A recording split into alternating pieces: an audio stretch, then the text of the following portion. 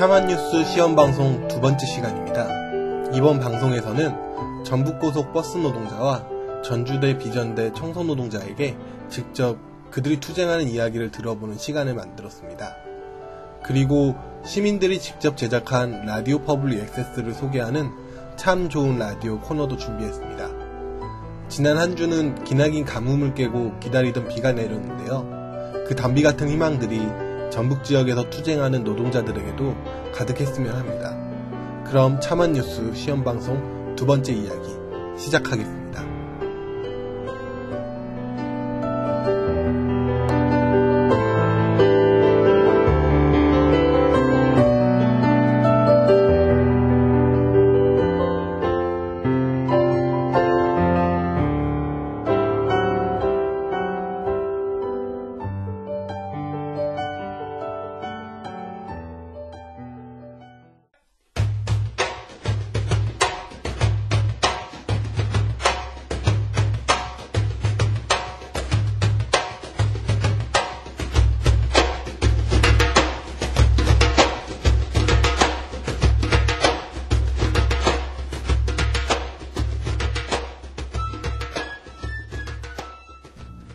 오늘 참한 사람들의 이야기 첫 번째 이야기 손님으로는 지난 3월 중순부터 5월까지 무려 49일 동안 전주 시외버스 터미널 입구에서 단식 농성을 벌였던 남상훈 민주노총 공공운수노조 민주버스본부 전북 지부장님입니다.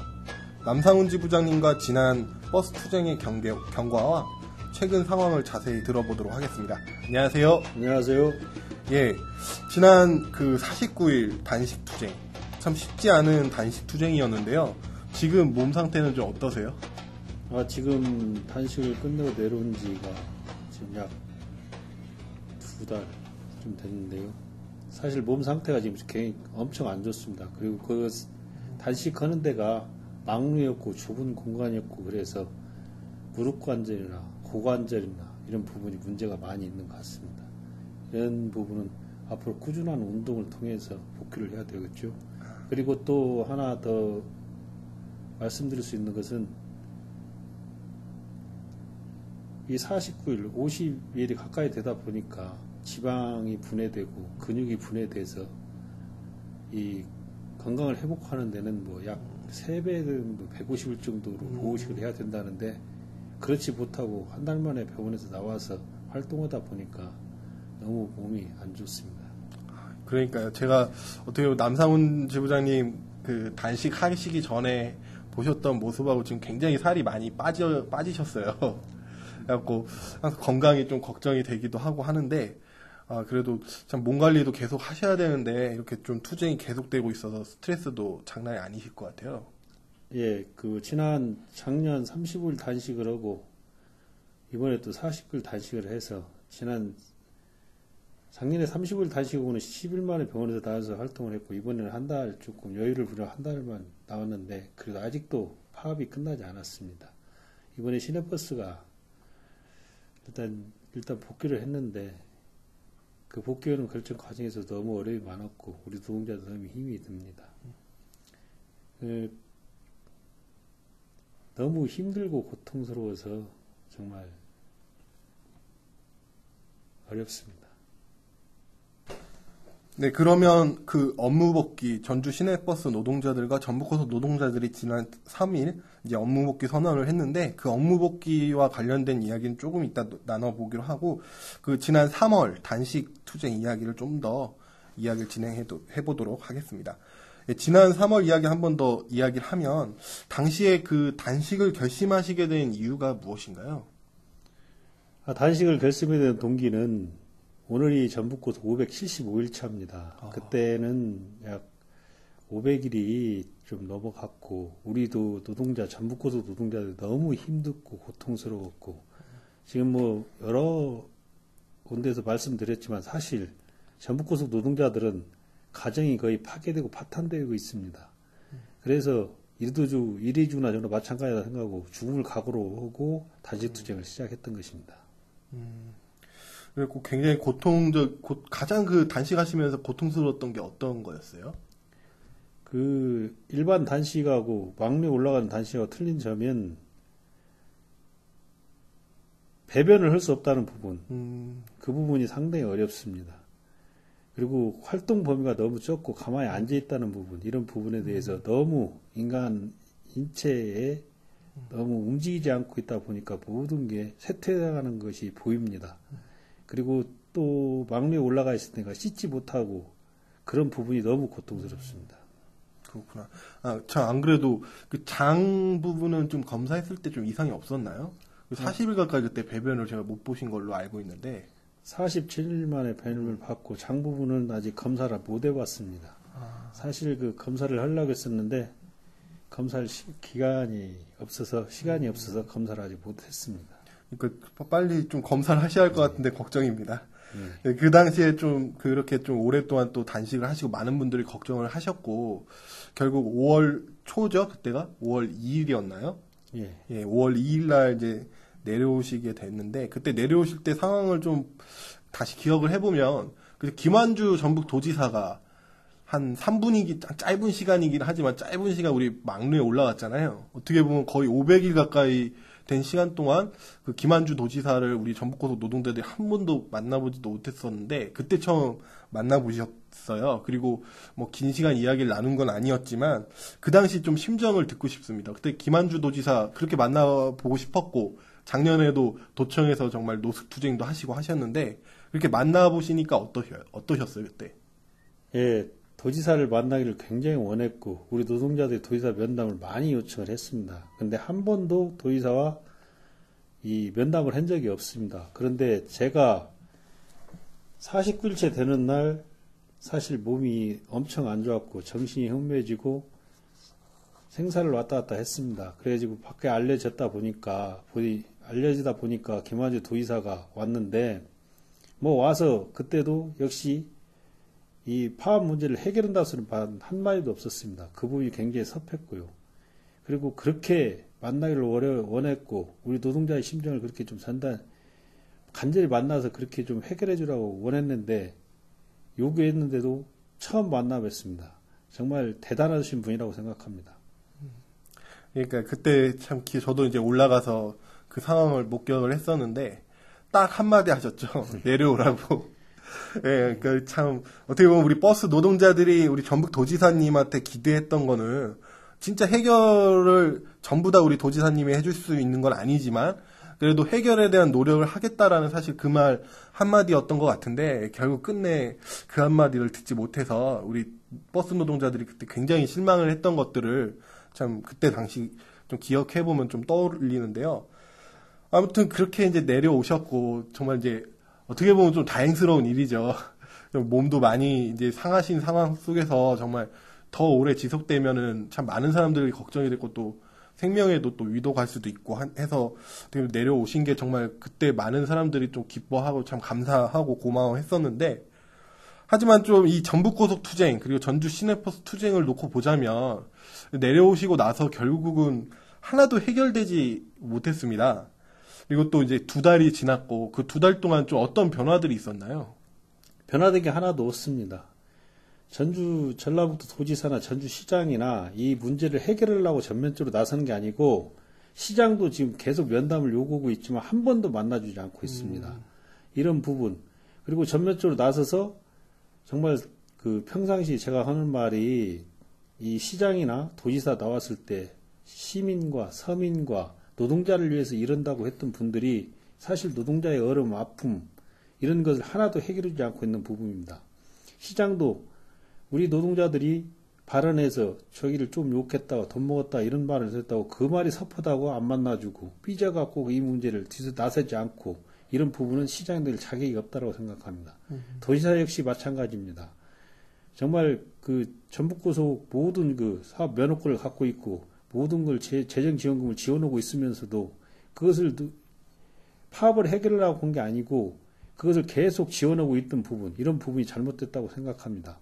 이 다른 시도에서 서울시장이나 인천시장이나 서울시장 같은 거 이번에 그 한노가 파업한다 보니까 당장 시장 박원순 시장에 나와서 노동자들한테 정말 많이 못 줘서 미안하다 정말 그러면서 직접적으로 해결을 나섰지 않습니까? 또 서울시장, 인천시장도 마찬가지입니다. 송영길 시장도 노동자들 입장에 서서 모든 걸 해결하고 직접 나서다 뛰다 보니까 모든 게 해결되는데 이 전북고속 파업은 오늘 575일 차. 이건 세계적인 기네스북에 오를 것입니다. 이 우리 노동자들이 해고 투쟁 같은 거, 복귀 투쟁 이런 부분은 오래 가도 이 파업 투쟁은 최고 기록적이라고 생각합니다. 이런 부분이 정말 잘못됐다고 생각합니다. 예, 그렇습니다. 그 버스 노동자들 파업이 570일. 정말 기네스북에 그런 게 있다고 하면 정말 기네스북에 오를 만한 일이 아닌가 생각합니다.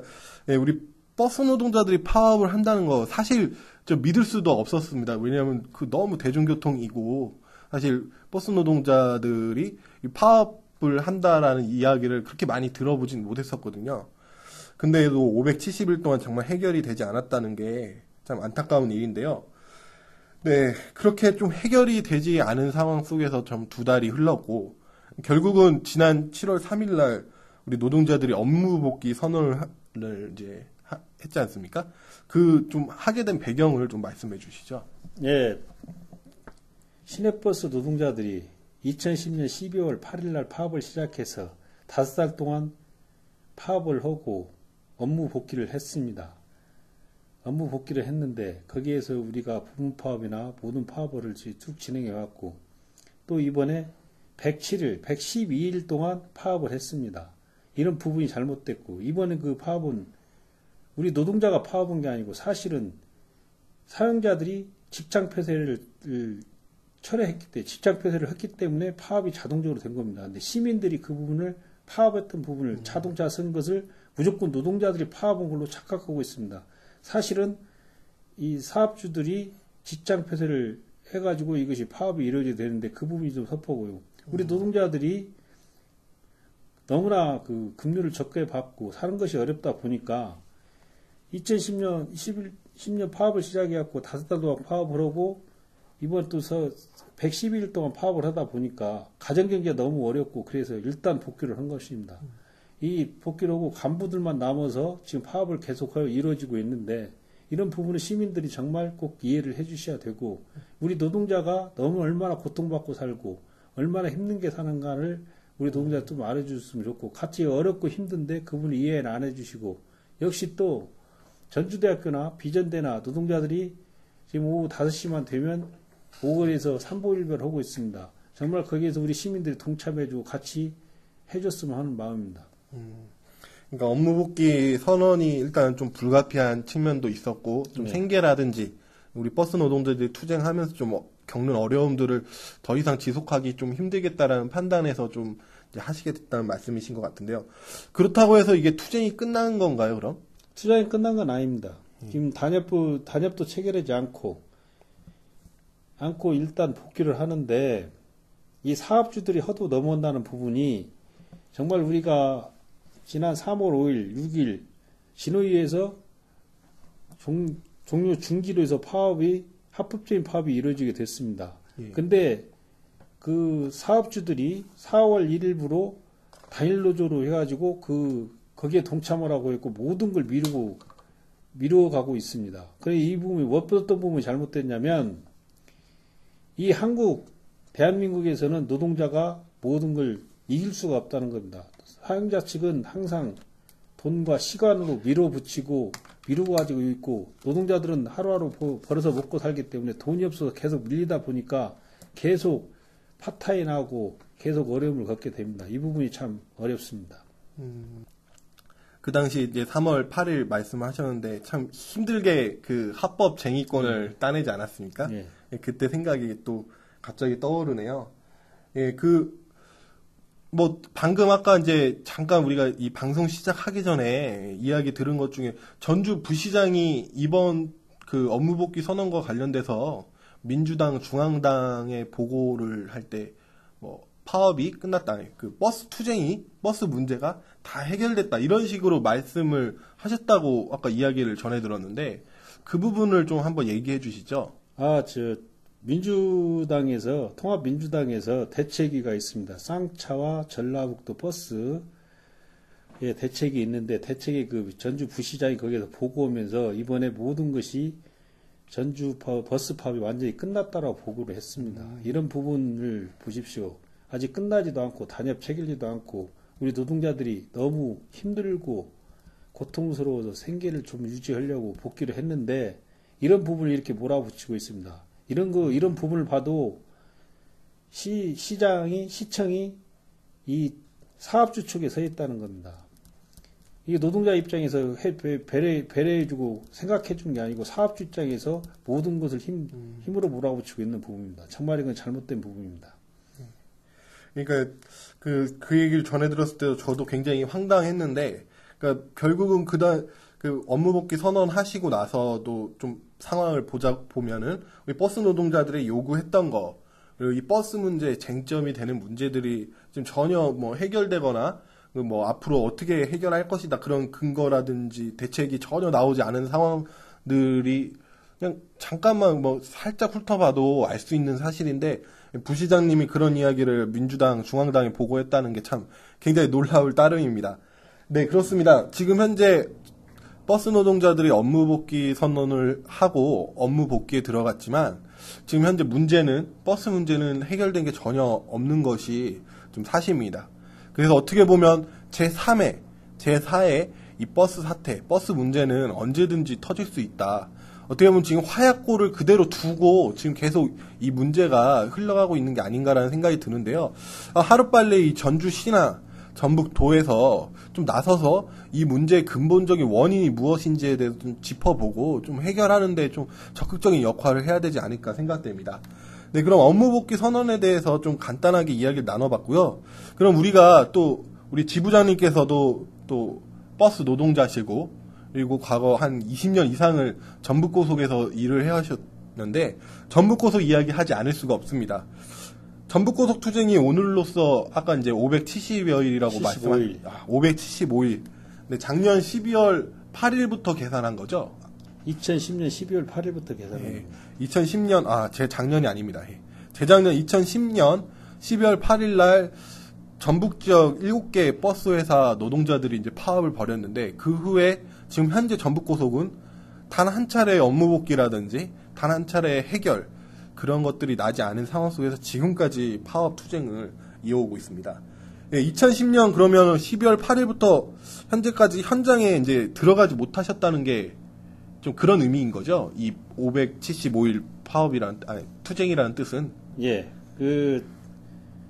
시내버스와 부안 스마일과 시내버스와 7개사가 현장 파업을 2010년 12월 8일로 파업을 시작해서 잠적적인 합의를 보고 들어갔는데 전북고속만 합의가 안 됐습니다. 그래서 전북고속 계속 남아서 오늘까지 계속된 게 575일 차고요.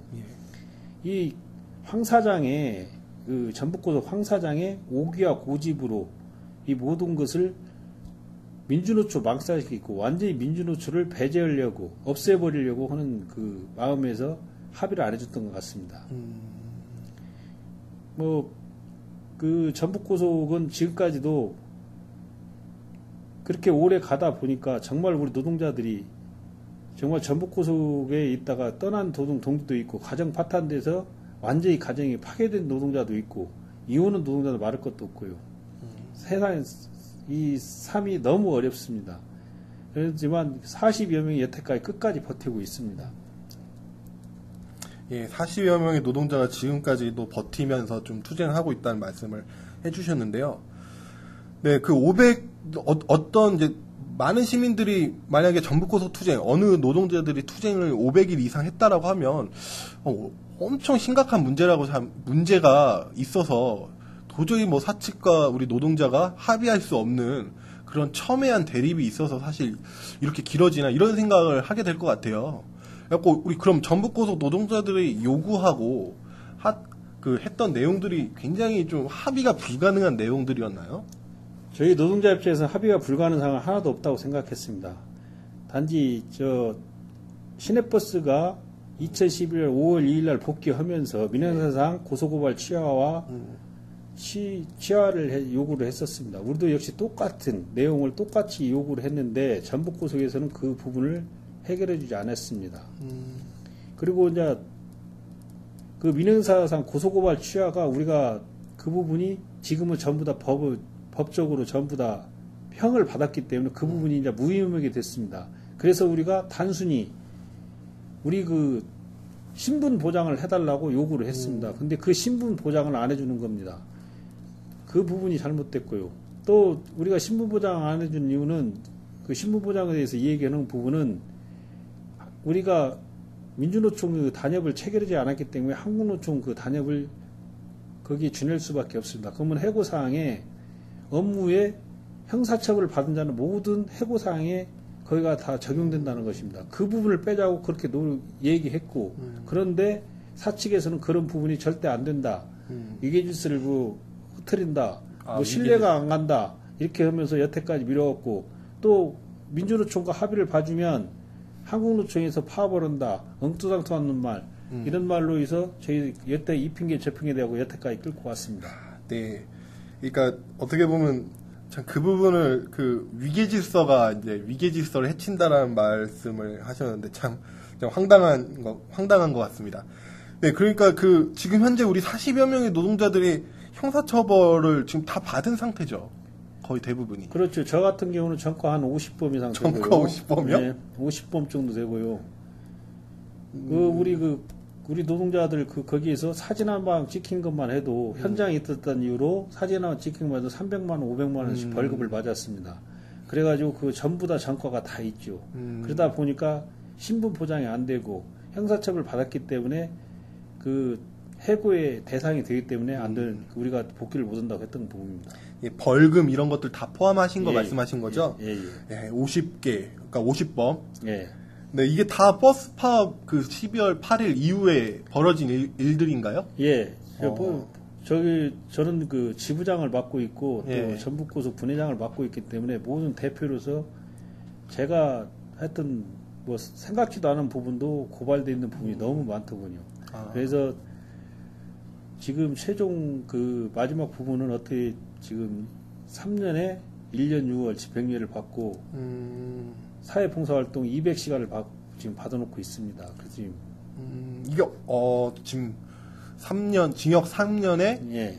집행유예 1년 6월 예. 그리고 200시간 사회봉사. 예. 이게 지금 그동안 뭐 그 사측이든 경찰에서 기소한 것들, 예. 고소한 것들에 대한 모든 것들 종합한 건가요? 예. 그리고 따로 또 이 대표로 있다 보니까 따로 또 기소되는 부분이 있는데 그런 부분은 보통 보면 혐의 없다고 많이 나오고 있습니다. 저는 어떻게 고발된 사실도 모르고 있는데 검찰에서 혐의 없다고 뭔 사건이 혐의 없다고 나오는 통지가 다 가끔 오고 날라오고 있습니다. 네, 참 매일 재판이나 이런 것도 신경 쓰이라고 정신 없으실 것 같은데 좀 황당한 기소가 있다고 하셨는데 하나 소개해 주실 거 하나 있나요? 뭐 황당한 기소가 한두 가지가 아니죠. 뭐 그 황당하다기보다도 이 대표로서 있다 보니까 모든 책임 추궁을 저한테 다 미루고 우리 그 조합원 동지들이 뭐 말 좀만 잘못해도 모든 걸 다 그것이 뭐 저한테 미루고 또 마이크 또 고성능 뭐 80데시벨 이상 되면 그것도 저한테 고발을 하고 뭐 이런 부분이 많습니다. 그리고 최고 이제 황당한 부분은 정말 우리 노동자들이 사진만 찍혀도 300만 원, 500만 원 벌금 맞는다는 부분에 이거 정말 안타깝습니다. 그리고 법정에 갔을 때 법원에 갔을 때 황 사장이랑 같은 피해자이지만 승용차를 타고 그 법정 앞에까지 가고 저희들은 차 받칠 데가 없어서 밑에다 받쳐놓고 걸어 올라가야 되고 또 그분은 재판받고 바로 나와서 법정 앞에서 바로 차 타고 가는 부분 그렇게 대접받고 댕길 이유가 없고 정말 그 노동자의 최고 암적인 존재인데 그분을 저희 법에서 이렇게 대우받고 이래 해주는 거 법원의 지도위원 검찰의 뭐 지도위원 뭐 이런 부분이 있다 보니까 이거 정말 너무 잘못된 것 같습니다. 황희종 사장님이 법원에 지금 지도위원 직함이 하여튼 직함이 많습니다. 있나요? 네. 직함이 많고 직함. 지도위원 그런 부분이 있고 뭐 MBC 자문위원 뭐 이런 거 받은 직함이 다 있습니다. 지금 현재는 지금 그런 건 잘 모르고 있고 연세도 많으시다 보니까 욕심도 많고 그러다 보니까 엄청 그 명함이 많습니다. 직함이. 예, 그 참 재판 하나만 놓고 봐도 우리 노동자들이 느끼는 박탈감이 상당할 것 같습니다. 저도 뭐 아는데 우리 전주에 있는 법원 들어가서 법원 입구까지 사실 차 댈 수 있는 게 아니잖아요.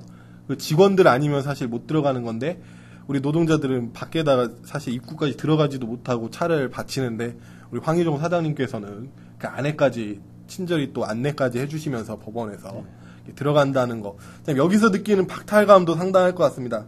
자, 이런 부분들 때문이라도 정말 어떻게 보면 신분보장 요구, 우리 노동자들이 요구하는 거 정말 지극히 당연한 거라고 생각합니다. 왜냐하면 업무 복귀하고 현장에 들어가서 노동을 해야 되는 건데 그런 한국노총의 단체협약에 있는 그 형사처벌 조항 때문에 사실 해고의 위협 항상 느낄 수밖에 없다. 그래갖고 그 부분은 사실 좀 이제 사측과 좀 합의를 해달라라는 요구인 건데 이게 지금 현재 들어주지를 않아서 이 부분이 지금 합의가 안 돼서 지금 지금 거의 이 부분 논의만 거의 한 300일 가까이 지금 지속되고 있는 걸로 제가 알고 있습니다. 네, 이렇게 참 사실 업무 복귀 그리고 과정 그리고 우리 노동자들의 요구만 들어봐도 사실 굉장히 이게 어떻게 보면 쉽게 풀 수 있는 문제인데도 불구하고 지금 안 풀리고 있다라는 걸 좀 알 수가 있었는데요. 네, 그러면은 좀 생계 부분 좀 이야기를 좀 더 들어보도록 하겠습니다. 우리 지부장님도 사실 좀 가정이 있으시잖아요. 예. 그래갖고 생계 부분 참 가장 곤란하실 것 같아요. 생계 부분이 지금 저 같은 경우는 2010년 8월 23일 해고 당해가지고 일단 그 진의에서 승소해가지고 2011년 4월 7일 복귀를 했습니다. 복귀가 됐는데 복귀된 상태지만 일을 하루도 안 했기 때문에 지금 파업 중이기 때문에 제가 급료를 받아본 적이 없습니다. 그러다 보니까 너무 힘들고 고통스럽습니다. 사실. 그리고 여태까지 버텨 나오는 부분이 정말 하루하루 사는데 별마음을 다 먹습니다. 진짜 어려움이 너무 많습니다.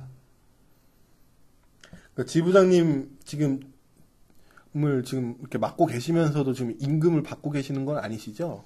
예, 저희 민주노총은 다른 데하고 저 한국노총과 틀려서 지부에서 급료를 받아야 책정해서 받아야 되고 그런데 이 부분이 안 되고 있고 지금 오늘 또 가서 사측과 얘기했는데 사측에서 민주노총을 인정한다고 합니다. 인정 안 한 적이 한 번도 없다라고 하는데 거기에서 우리를 신분보장 복귀를 않고 아무 민주노총에서 인정 안 한다고 여태 인정한다라고 하면서 말로는 인정하지만 실질적으로 혜택 주고 실질적으로 우리를 인정해 준 게 한 개도 없습니다.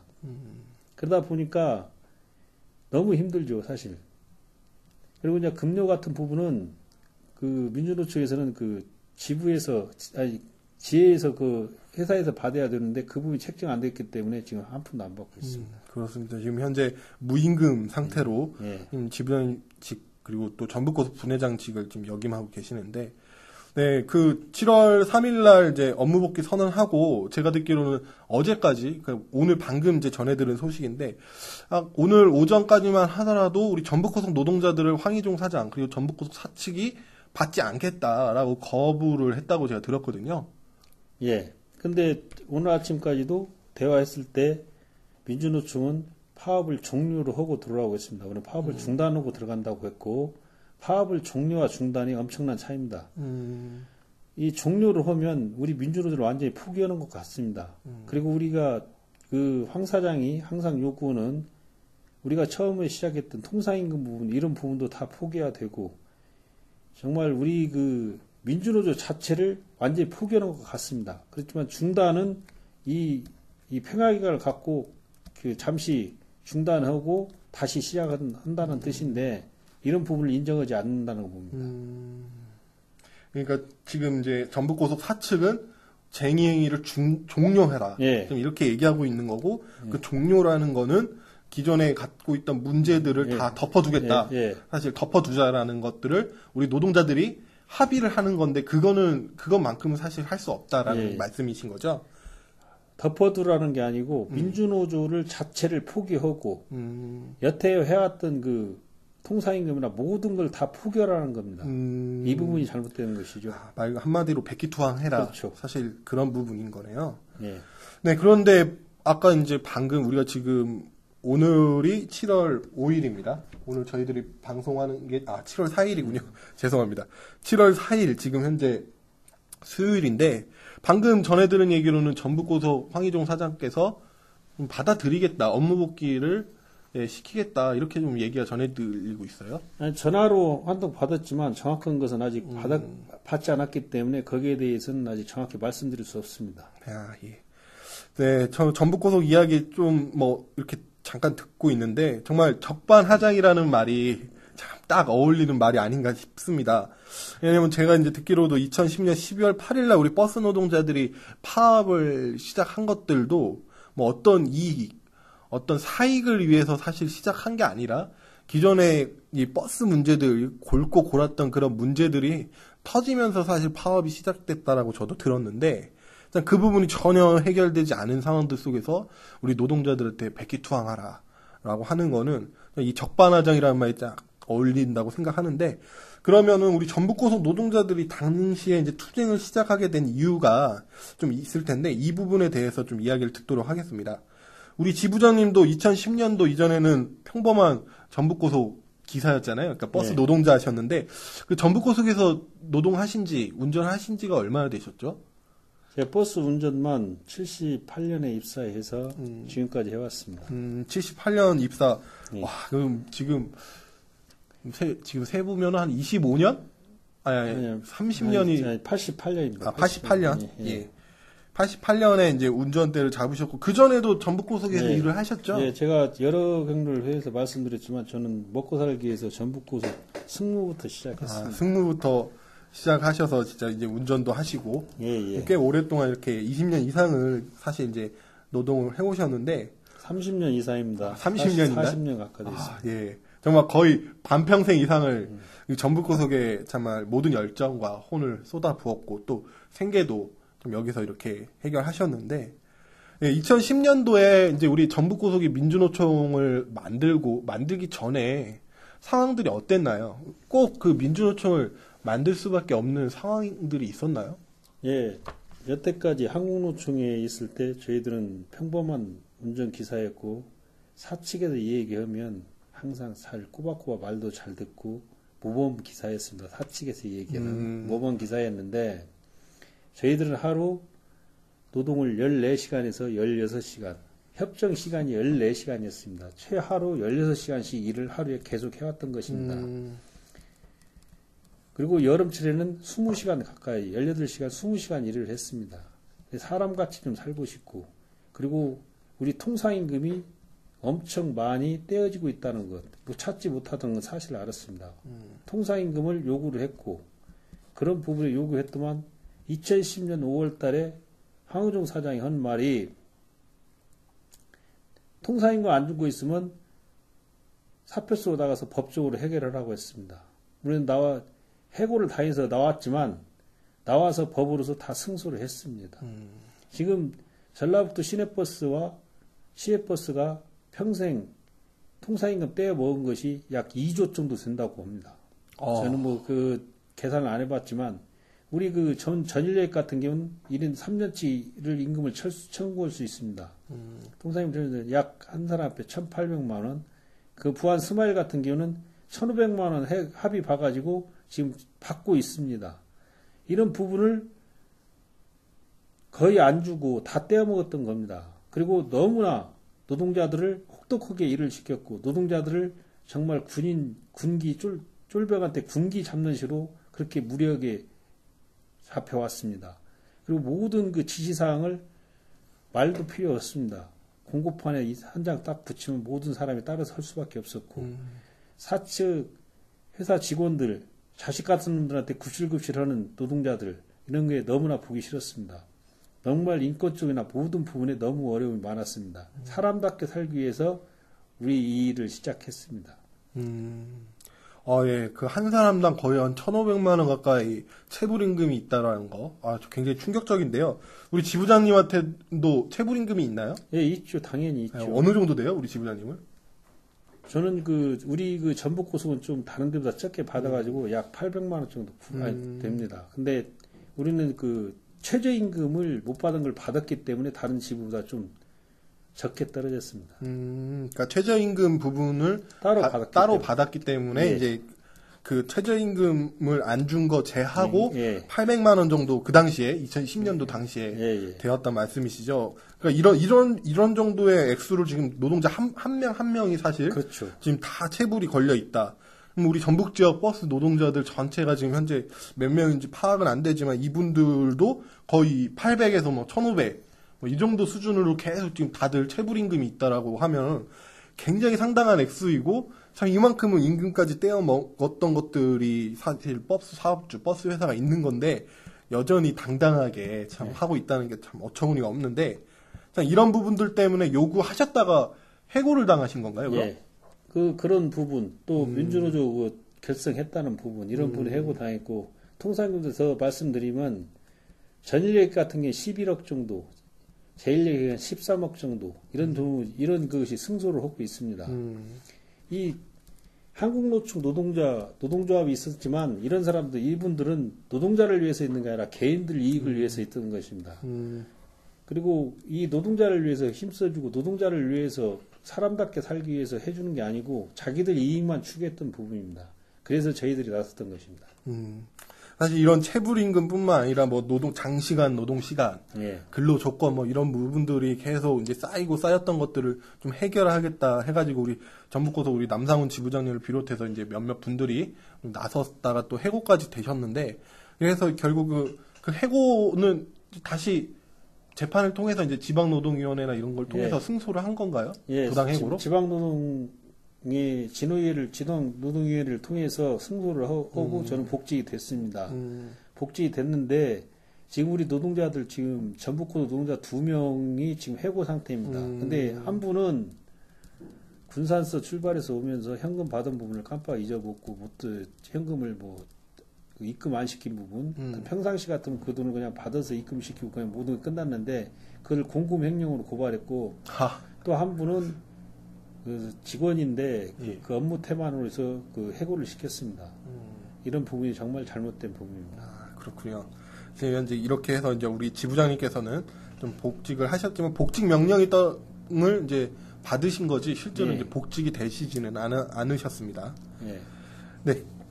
전북고속 2010년도 이야기를 좀 들어봐도 그렇지만 우리 노동자들이 투쟁을 하지 않을 수밖에 없었던 이유들이 이제 계속 있었고 결국 그런 분노들이 쌓여서 2010년 12월 8일 날 이제 파업을 했는데 노동부에서는 쟁의 조정 기간을 제대로 거치지 않았다는 이유 하나로 불법 파업이라고 낙인을 찍고 사실 그래갖고 상당히 많이 두들겨 맞았잖아요. 1차 총파업 때는. 1차 총파업 때 노동부 지청장이라는 사람이 예. 새벽같이 잠도 안 자고 파업이 우리가 2010년 12월 8일 날 공내실법으로 파업을 시작하니까 새벽에 잠도 안 자고 나와서 불법 파업이라고 선언했습니다. 그리고 전주시장이 송아지가 출근하자마자 불법 파업이라고 했습니다. 그렇게 불법 파업이라고 하다 보니까 경찰에서 불법 파업 그것이었고 우리를 해산시키고 우리를 완전히 우리 노조를 조합원들을 와해시켰던 부분입니다. 전북고속 같은 경우도 거의 다 잡혀가고 이런 전북고속은 더 다른 지역보다 더 심했던 부분이 공동 터미널이다 보니까 공동 터미널 해소를 위해서 경찰이 더 침탈을 했던 것 같습니다. 그래가지고 우리 노동자들이 그때부터 엄청난 고통을 받았고요. 2차 파업 때는 우리가 합법적인 파업이라고 했는데도 시청과 노동부에서 전혀 신경 안 쓴 부분, 이 부분이 잘못됐다는 겁니다. 불법이라고 했을 때는 불법이라고 했고, 해서 또 신경 안 써. 합법이라고 했을 때도 노동자 사측 편을 들고, 또, 이 노동부 쪽에서 정말 합법적인 파업이면 저들이 나서서 모든 것을 해결한다라고 해놓고, 여태까지 나서지도 않고 있고, 정말 엉뚱한 짓 하고 있습니다. 시청도 마찬가지고, 도청도 마찬가지고, 노동자를 위해서, 도민을 위해서, 시민을 위해서 이러는 단체는 하나도 없는 것 같습니다. 참 답답한 노릇입니다. 네. 1차 총파업 때는 그렇게 쟁의조정 거치지 않아서 불법이라고 하면서 수차례 천막 치면은 걷어가고 또 연행하고 또 때로는 또 노동자들이 열받아가지고 분노하면 또 폭력적으로 또 연행하고 사실 그런 것들이 거의 그때 1차 총파업 기간 내내 계속 되었었고 거기에 너무 당해서 2차 총파업 때 우리 버스 노동자들이 그 쟁의조정 한번 제대로 거치려고 정말 많은 노력들 정말 밤새서 정말 그 쟁의조정 어떻게 떨어지는지 기다리고 또 조정 종료 선언을 하자 그 환호성 아직도 저는 잊을 수가 없습니다. 올 3월 8일 날이었던 것 같은데 네, 그렇게 해서 결국 2차 총파업 당시에는, 2차 파업 당시에는, 합법적으로 사실 쟁의 행위권을 이제 따냈는데, 그리고 나서 1차 총파업과 마찬가지로 사실 전부 다 버스를 세우지 않았어요. 세우지 않았고, 예. 이 시민들이 아까도 말씀드렸죠. 잘못된 부분이 노동자들이 차를 세워서 파업이 시작된 게 아니고 사측이 직장 폐쇄를 해서 차를 세웠던 부분입니다. 이 부분이 우리 시민들이 그 부분을 이해를 잘못해가지고 우리 노동자들 살기 위해서 거리 행진을 하고 집회를 하고 있는데 그 부분을 노동자가 차를 세워서 파업이 된 걸로 착각하고 있던 부분, 이런 부분이 잘못됐다는 겁니다. 그렇습니다. 그러니까 직장 폐쇄가 사실 또 쟁점이었는데 지난주에 우리가 잠깐 이야기를 나눴었는데 사실 부분 파업 며칠 했죠 그때 이렇게 일주일 이상 한 것도 아니고 사실 이제 짧은 시간 부분 파업 오전 8시에 출근해서 오후 6시에 퇴근하는 사실 이제 준법 운행 투쟁을 했었는데 그 부분을 가지고 이제 사측에서 이제 직장 폐쇄를 내리면서 사실 이 문제가 장기화된 측면이 있습니다. 네, 이렇게 해서 좀 한 30분 가까이, 30분 이상 이제 전북고속 이야기, 전주 시내버스 이야기 지금 나눠보고 있습니다.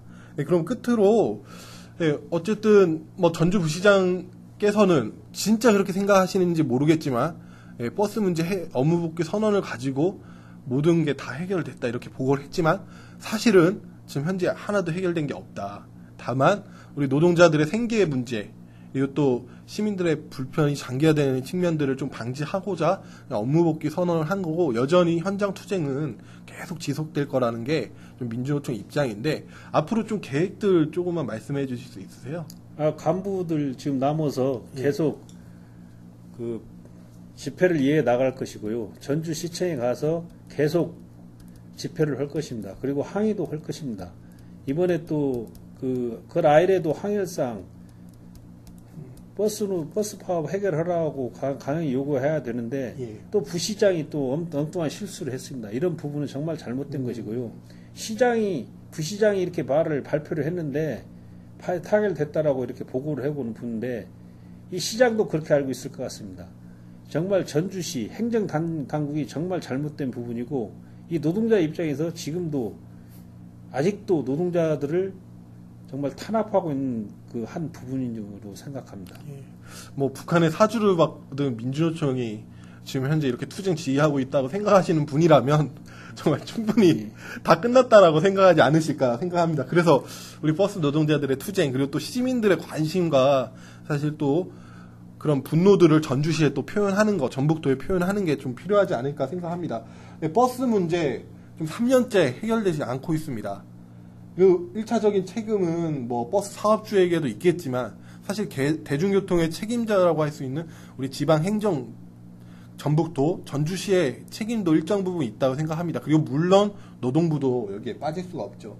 우리 버스 노동자들이 사실 체불임금, 근로조건 이런 문제들을 가지고 파업을 시작했지만 이 파업 과정 동안 우리 전주시 대중교통 노선의 문제라든지 현금 수입의 투명성 문제 사실 기존의 버스를 가지고 둘러싼 여러 가지 문제들이 우리 노동자들이 파업을 하면서 사실 다 이야기가 되고 공론화가 된 것들도 있었는데 그만큼 우리 버스 노동자들의 파업, 우리 버스 노동자들의 투쟁이 우리 전주시와 전북도에 사실 유익한 측면도, 그러니까 유익한 유익한 부분을, 제가 지금 너무 떨려가지고 말을 계속 하는데요. 우리 전주시와 전북도에게 충분히 사실 도움이 될 만한 일들을 너무 많이 한 것도 사실이라고 생각합니다. 좀 이렇게 장기화되고 있는 상황, 정말 근본적인 해결책이 지금 하루빨리 마련돼야 되지 않을까 생각이 되고요. 우리 지부장님 마지막으로 우리 시민들에게 좀 한 말씀 부탁드리고요. 이 버스 문제 또 어떻게 해결해야 되나 그 대안에 대해서도 좀 말씀 부탁드리겠습니다. 첫째, 시내버스 노선을 개선을 해야 됩니다. 지금 시내버스 노선이 20년 전의 시간표가 지금도 이어지고 있습니다. 20년 전에 신호등이었고 그 차도 없었습니다. 근데 지금 차도 많고 신호등이 많아서 도저히 시간이 될 수가 없고요. 사람도 많고. 그리고 또 이제 시내버스 시민들한테 말씀드리고 싶은 것은 정말 같은 노동자 입장으로서 정말 관심을 가지고 신경을 써주시다 하면 부탁입니다. 그런 부분이 전혀 신경을 안 쓰다 보니까 내일이 아니냐 하지만 사실 전부 다 내일입니다. 이 노동운동 보면서 알게 됐지만 정말 우리 하나하나 마음이 보태진다라면 정말 좋은 세상을 만들 수 있다고 생각합니다. 이 시민들도 우리 그 버스 노동자들이 집회를 하면 왜 집회하는가, 왜 얼마나 아프고 고통스러우면 저렇게 나와서 집회하고 그랬는가, 이런 부분을 조금이라도 알아줬으면 고맙겠고, 아까도 말씀드렸지만 전주대나 비전대 노동자들이 산부일배하고 그런 부분을 정말 마음속에 동참해주고 같이 해줬으면 고맙겠습니다. 네, 긴 시간 동안 이렇게 전북 고속 그리고 전주 시내버스 문제에 대해서 이야기해 주신 점 너무 감사합니다. 다음번에 또 한번 이 자리에서 또 우리 버스 파업이 좀 해결이 되고 승리했을 때 한번 모셔서 또 이야기 나눠봤으면 좋겠습니다. 예, 감사합니다. 고맙습니다.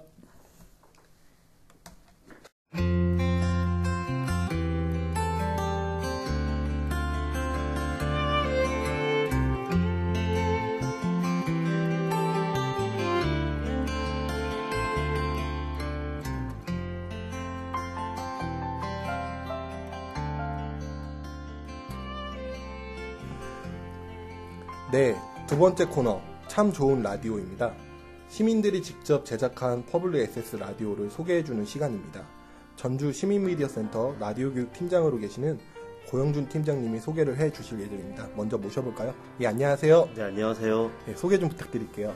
네, 전주 시민미디어센터에서 일하고 있습니다. 고영준입니다. 네, 반갑습니다. 먼저 라디오 퍼블릭 액세스 다소 생소한 개념인데요. 좀 소개 좀 부탁드릴게요. 네, 우선 퍼블릭 액세스에 대해서 먼저 설명을 하면 좋을 것 같은데요. 네. 퍼블릭 액세스는 시민들이 직접 참여하는 프로그램인데요. 시민들이 영상이나 라디오 부분에 있어서 프로그램 기획에서부터 섭외, 그리고 제작, 편집까지 완성하는 방송입니다. 라디오 퍼블릭 액세스라고 하면 그런 퍼블릭 액세스 프로그램 중에서 라디오 방송 형식을 빌어서 하는 형태이고요. 시민들이 직접 제작을 하기 때문에 아무래도 우리들의 이웃 이야기 그리고 지역 이야기를 좀 더 가깝게 들을 수 있는 방송이라고 생각하시면 됩니다. 라디오 퍼블릭 액세스는 이러한 개념도 중요하지만 취지나 의의도 중요하다고 생각을 합니다. 시민이 만드는 방송이 퍼블릭 액세스라는 개념인 만큼 라디오 퍼블릭 액세스 같은 경우는 기존에 시민들이 수동적으로 시청자 내지는 청취자 입장이었던 거에 반해서 퍼블릭 액세스라는 것은 시민들이 능동적으로 작품을 생산함으로써 참여형 미디어라고 할 수 있고요. 또 미디어 공공성에 대한 부분이 또 중요하다고 생각을 합니다. 시민들이 제작을 하면 모두 다 라디오 퍼블릭 액세스라고 말할 수 있나요? 네, 그렇습니다. 라디오 퍼블릭 액세스라고 당연히 이야기할 수 있고요. 근데 퍼블릭 액세스 프로그램 중에 방송이 되는 채널을 또 생각할 수 있겠죠. 예를 들어서 기존 공중파 라디오나 방송을 통해서 시민 참여 프로그램이 있거든요. 예. 그 방법을 통해서 할 수도 있고, 또 요즘은 인터넷 방송도 많이 활성화가 됐고 팟캐스트도 활성화가 됐잖아요. 예. 그런 다양한 채널을 통해서 방송을 하는 형태만 조금 다를 뿐이지 기본적으로 모두 시민이 만든 방송은 퍼블릭 액세스 프로그램이라고 할 수 있습니다. 그렇군요. 네, 우리 동네의 소소한 이야기들을 할 수 있다라는 점에서 참 의미 있다는 생각이 드는데요. 네, 그럼 오늘 처음으로 소개해 주실 작품은 무엇이죠? 네, 오늘 소개할 작품은 올해가 2012년이 전북 방문의 해인데 이제 6월이 지나고 7월이 됐잖아요. 그래서 지금 전북 방문의 해 반년이 지난 지금에 남은 반년에 대한 과제를 알아보는 그런 형태고요. 제작은 시민제작자 박연호 씨께서 해주셨습니다. 그렇군요. 네, 전북 방문의 해를 바라보는 우리 시민들의 눈, 시민들의 시선은 어떤 것인지 참 궁금합니다. 그럼 한번 들어보도록 하겠습니다.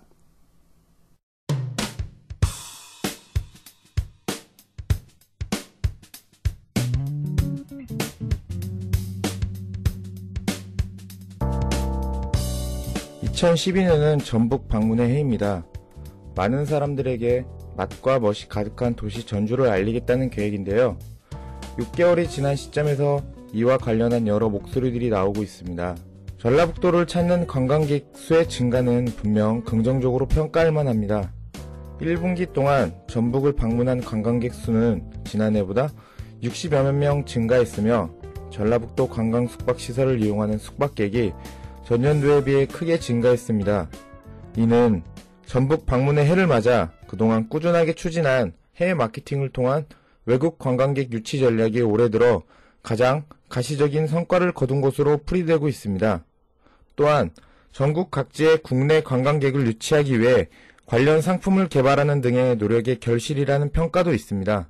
예, 제가 생각하기에 전주에 국제영화제라든가 그리고 소리축제, 발효식품 엑스포 같은 그런 굵직한 그런 행사들도 많이 있고, 단오제라든가 용왕제 이런 류의 그런 좀 소규모 축제도 많이 있어서 그 외부 관광객들도 많이 유치할 수 있고, 전주 시민들로서도 즐길거리가 많기 때문에 전체적으로 전주 이런 축제 이런 부분들이 좀 긍정적으로 작용하는 부분이 많이 있는 것 같고요. 하지만 수치로 드러나는 관광객 증가만을 가지고는 성공을 판단하기엔 이르다는 의견입니다. 현재 대한민국에서 가장 많은 관심을 받고 있는 도시는 전라남도 여수입니다. 그렇기 때문에 전북 방문의 해를 강조해도 눈길이 여수에서 열리는 엑스포에 쏠리는 것이 어쩔 수 없는 현실입니다. 여수에서 열리는 엑스포는 1999년에 개최 여부가 확정됐음에도 전북 방문의 해를 그와 같은 시기에 지정한 것은 문제가 있다는 목소리도 나오고 있습니다. 또한 전북 방문의 해라는 거창한 이름을 내걸었음에도 불구하고 많은 관광객들의 이목을 끌 수 있는 이벤트와 공연 사업이 부족하다는 의견도 있습니다. 대구 방문의 해였던 2011년도에 대구에서는 아시아송 페스티벌과 대구 세계 육상 선수권 대회가 열려 풍성한 볼거리를 제공했습니다. 올해가 전북 방문의 해라는 건 알고 있는데 솔직히 뭘 하고 있는지는 잘 모르겠습니다. 보면은 그걸 알릴 수 있는 큰 행사 같은 것도 있어야 되고 그래야 되는데 그런 것도 없고 그냥 매년 하는 행사 같은 것만 하다 보니까 그냥 저 같은 경우에는 항상 똑같이 느껴져서 딱히 올해가 전북 방문의 해구나라는 생각이 안 들고 또 관심도 없다 보니까. 이런 상황에서 얼마 전 전주 월드컵 경기장에선 K-POP 페스티벌이 열렸는데요. 이 또한 많은 뒷이야기를 남겼습니다. 공연의 당초 계획은 K-POP이 주도하고 있는 한류 열풍을 등에 업고 많은 관광객들을 유치하는 것이었습니다. 하지만 막상 뚜껑을 열어보니 타 지역 관객은 전체 관객의 5%도 채 안 되는 것으로 집계되었습니다. 또한 단순 음악 프로그램의 공연을 전주에서 개최하는 것이 전북이 가지고 있는 고유한 특징을 잘 살릴 수 있는 것인가에 대한 의문도 남았습니다. 그것도 시즌 중에 그걸 유치함으로 인해서 많은 잔디가 손상되고 얻은 것보단 더 잃은 게 더 많다고 생각되거든요. 그런 거를 좀 더 준비하기보다는 다른 행사를 좀 더 키우고 홍보를 좀 더 많이 하는 게 일회성 그런 행사보다 더 나을 것 같다고 생각합니다. 문제는 전주 월드컵 경기장 측에서 잔디 훼손으로 인한 프로축구 경기의 질 저하를 우려 공연을 반대했음에도 불구하고 밀어붙였다는 데 있습니다. 도민들의 많은 성원과 그로 인한 전북 현대축구단의 수준 높은 경기는 분명 전국 각지의 사람들의 이목을 집중시킬 수 있는 요인이 될 수 있습니다. 그리고 이는 장기적인 안목으로 볼 때 전북 현대축구단을 전북의 아이콘으로 만들 수 있는 충분한 흥행 요소이기도 합니다. 하지만 TV에서도 흔히 볼 수 있는 전혀 차별화되지 않은 일회성 공연이 과연 필요했을까 하는 부분에서 많은 아쉬움이 남는 게 사실입니다. 전라북도는 분명 전국에서 가장 한국적인 것들을 갖추고 있는 것이 분명합니다. 그리고 전통을 가지고 있는 곳입니다. 특히 맛과 멋에 관해서는 그 어느 지역도 넘볼 수 없는 강한 경쟁력을 갖추고 있습니다. 아직 2012년이 반절밖에 지나지 않은 시점에서 2012년 전북 방문의 해에 대하여 실패를 단정짓는 것도 섣부른 판단입니다. 여기에 한 가지 더 중요한 부분이 있습니다. 그것은 바로 전라북도 지역에 살고 있는 우리들의 노력이 필요하다는 것입니다. 전라북도 사람들은 인정이 많습니다. 정을 바탕으로 관광객들을 환대하는 모습이야말로 가장 경쟁력 있는 관광 자원이 될 수도 있습니다. 전라북도가 진정으로 발전을 하기 위해서는 홍보 수단으로서 전주 이외에 있는 사람들에게 홍보하는 면이 많은데 그것보다 더 중요한 것은 전주 안에 있는 사람들이 전주의 전통 문화가 무엇이 있고 또 축제가 무엇이 있고 이런 다양한 문화들이 어떻게 살아 움직이는지 잘 알아가는 그런 과정이 정말 중요하다고 생각을 합니다. 아직 우리 전라북도가 다 꺼내지 못한 많은 매력들이 관광객들을 기다리고 있습니다. 작지만 오래가는 이 매력이 누구나 쉽게 전북을 방문하고 친근감을 느끼게 하는 중요한 자원이 되어야 합니다. 또한 지난 반년을 거울 삼아 남은 반년을 준비하는 지혜로운 모습을 보여야 합니다. 2012년이 아니더라도 몇십 년간 계속해서 꾸준히 방문하고 싶은 전라북도가 되었으면 합니다. 본 방송은 전주시민미디어센터 영시미, 광주시청자미디어센터, 전주 MBC 지원으로 제작되었으며 저는 박연호였습니다.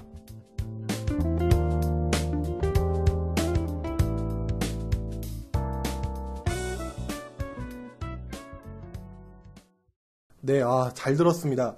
보니까 참한 뉴스보다 참 잘 만들었네요. 들어보니 우리 동네 소소한 이야기들도 라디오의 주제가 될 수 있다는 생각이 드는데요. 그럼 이 라디오 퍼블릭 액세스 시민들이 좀 만들기에는 어렵지 않나요? 먼저 말씀드리면 전혀 어렵지 않습니다. 근데 우선 어렵다기보다는 생소한 부분이 많을 거예요. 라디오 퍼블릭 액세스라는 개념, 시민이 참여한다는 개념도 아직 모르시는 분들이 많고요. 이제 작품을 제작할 때 라디오 방송 형식을 빌어서 만들어야 되는데 라디오 프로그램 기획을 한다든지 녹음을 한다든지 편집을 한다는 부분이 한 번도 해보지 않은 분들이 많기 때문에 그런 부분이 생소하시긴 할 텐데요. 기본적으로 라디오 같은 경우는 영상에 비해서 제작 과정이나 아니면 방법이 많이 간편합니다. 그렇기 때문에 어느 정도 녹음하고 편집하는 부분만 배우신다면 충분히 어느 분이라도 어느 시민이라도 가능하다고 생각합니다. 예, 그럼 짧은 교육을 마치면은 사실 이제 누구나 만들 수 있다는 말씀이신데, 네. 우리 동네, 우리 전주 지역에서 이 라디오 퍼블릭 액세스를 만들기 위해서 어떤 좀 방법들이 있을까요? 기본적으로 처음에는 혼자 하시기 어려운 부분이 많을 텐데요. 우선 제작하는 부분이나 제작을 한 방송을 라디오 퍼블릭 액세스를 어떻게 많은 분들과 함께 공유할까 하는 부분도 아마 처음에는 좀 어려우실 수 있습니다. 일단 전주 시민미디어센터 영심위에서 그와 관련된 라디오 제작 교육을 계속 주기적으로 해오고 있고요. 교육을 받으신 후에 개인적으로 활동을 하셔도 되고요. 아니면 센터를 통해서 활동을 함께 하셔도 되는데 그러한 부분에 있어서는 이제 나중에 작품이 어느 채널을 통해서 나가는지까지 함께 할 수 있는 부분이 있고요. 또 지금 인터넷 신문이죠. 참소리를 통해서도 문의를 주시면 참여가 가능하십니다. 네, 전주 시민 미디어 센터나 저희 참소리에 문의를 주시면은 충분히 지금 방금 들으신 방송처럼 라디오 방송처럼 사실 이제 모두가 만들 수 있다는 말씀이십니다. 예, 그러면은 좀 최근에 이제 전주 시민 미디어 센터에서 좀 이 라디오 교육 하고 있는 거 앞으로 좀 예정된 우리 시민들이 참여할 수 있는 교육이 있나요? 네, 일단 상반기에 라디오 교육이 진행이 됐고요. 지금 하반기에는 우선 9월달과 10월달에 한 14시 정도로 라디오 교육 과정이 있습니다. 아, 그렇군요. 네, 9월달에 이제 라디오 교육이 이제 시작이 되면 그 전에 아마 이제 공지가 되고 아마 우리 참한 뉴스를 통해서도 아마 공지를 할 겁니다. 그러면 우리 시민들, 특히 전주 시민들이 우리 동네 소소한 이야기 그리고 자기가 하고 싶은 이야기들을 가슴속에 품으시고 이때 꼭 참여하셔서 같이 만들었으면 좋겠다는 생각이 듭니다. 예, 오늘 이렇게 소개해 주셔서 너무 감사합니다. 네, 감사합니다.